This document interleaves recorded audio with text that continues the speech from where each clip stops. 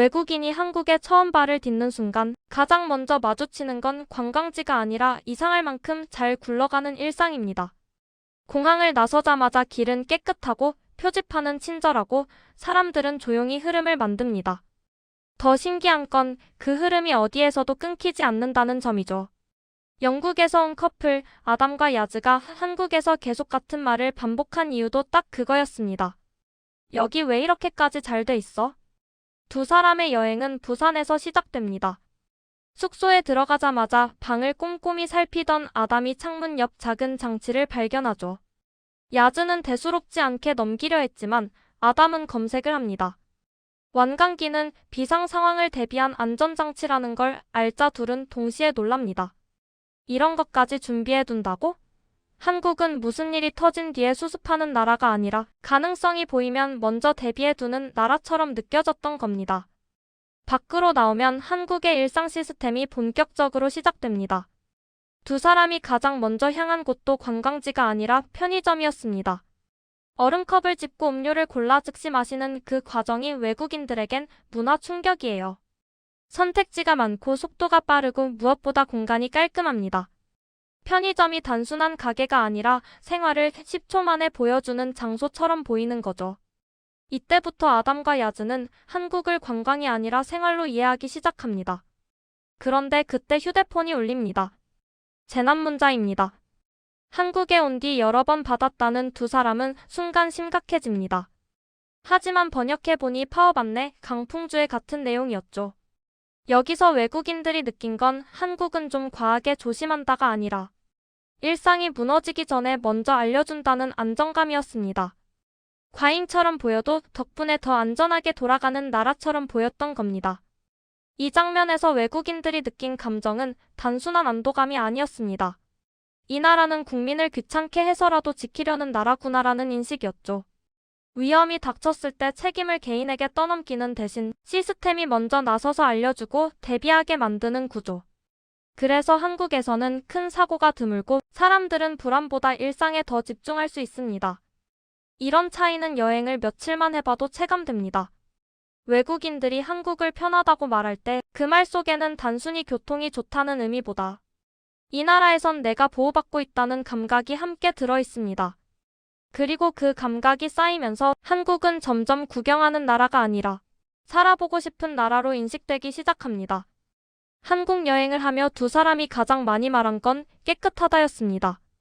단지 청소가 잘 돼 있다는 뜻이 아니라 도시가 관리되고 있다는 감각이요. 전망대에 올라 내려다보며 아담은 큰 도시인데도 분위기가 다층적이고 색깔이 많다고 말합니다. 빌딩, 골목과 야경, 오래된 것과 새 것이 한 장면에 겹쳐져 한국 도시 특유의 리듬을 만든다는 거죠. 다음날 둘은 의외의 장면에서 또 놀랍니다. 한국은 다들 빨리빨리라던데 횡단보도 앞에서 아무도 안 뛴다. 한국은 빠르지만 지켜야 할 선에서는 멈추는 나라처럼 보였던 겁니다.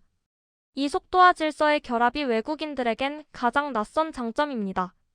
바쁜데도 흐트러지지 않는 나라. 그래서 더 편하게 느껴지는 나라. 부산을 충분히 즐긴 두 사람은 KTX로 서울로 이동합니다.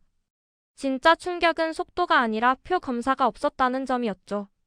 역 입구에서도 플랫폼에서도 열차 안에서도 아무도 티켓을 확인하지 않았다고 말합니다.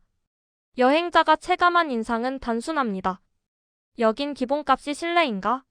감시로 굴리는 나라가 아니라 시스템을 믿고 따르는 구조로 돌아가는 나라처럼 느껴진 겁니다. 서울에 도착해 명동으로 이동하는 과정은 더 단순합니다. 중심지 접근이 너무 쉬웠고 숙소 체크인도 매끄러웠습니다. 가격까지 놀랍습니다. 도심 한복판인데도 딜을 잡아 1박 비용이 예상보다 훨씬 낮았고 객실 상태와 서비스는 오히려 안정적이었죠. 외국인들이 한국에서 자주 말하는 가성비가 미쳤다는 감탄이 이런 지점에서 나옵니다. 그리고 드디어 첫 제대로 된 한국 식사. 태블릿으로 주문하자 로봇이 음식을 가져옵니다. 한국에선 기술이 과시가 아니라 생활 속에 자연스럽게 들어가 있다는 걸 보여주는 장면이죠. 하지만 진짜 하이라이트는 김치였습니다. 아담은 첫 입에 표정이 바뀝니다. 배추를 어떻게 이렇게 5성급 음식으로 만들지? 김치는 맵기 때문이 아니라 깊이와 감칠맛 때문에 충격을 줍니다. 이어 비빔밥까지 먹으며 이건 완벽하게 설계된 한 그릇이라고 말하죠. 한국 음식이 외국인들을 사로잡는 이유는 자극이 아니라 구조입니다. 섞는 순간 완성되는 맛, 균형 잡힌 식감, 그리고 반복해서 생각나는 감칠맛. 다음 코스는 경복궁입니다.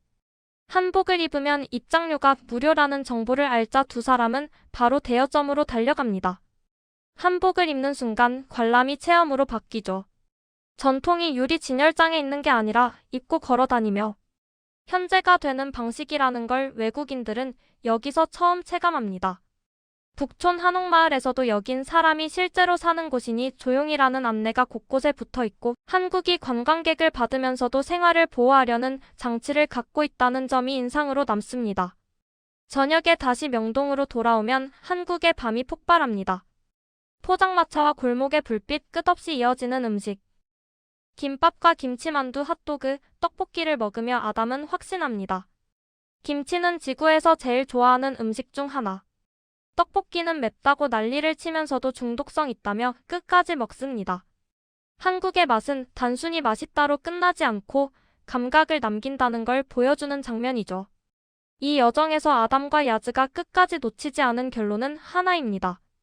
한국은 특별한 이벤트로 대단해 보이는 나라가 아니라 매일의 디테일이 과하게 잘 만들어진 나라라는 것. 안전을 미리 알려주고 사람이 많아도 흐름이 깨지지 않고 교통이 쉽고 밤이 살아있고 전통이 일상 속에서 움직이고 음식이 한 입만으로 기억을 남깁니다. 우리가 익숙해서 못 느끼는 강점들이 외국인의 눈에는 즉시 보였던 겁니다. 그래서 외국인들은 한국을 떠나면서 이렇게 말합니다. 이 나라는 특별해서가 아니라 너무 정상적으로 잘 돌아가서 놀랍다고요. 그래서 전 세계가 한국을 K-에브리싱이라고 부르는 이유도 결국 여기로 모입니다. 한국은 하나의 나라가 아니라 생활 방식 자체가 하나의 장르처럼 느껴지는 곳. 아담과 야즈의 솔직한 반응이 그걸 증명했습니다. 화려한 칭찬이 아니라 반복되는 놀람과 감탄.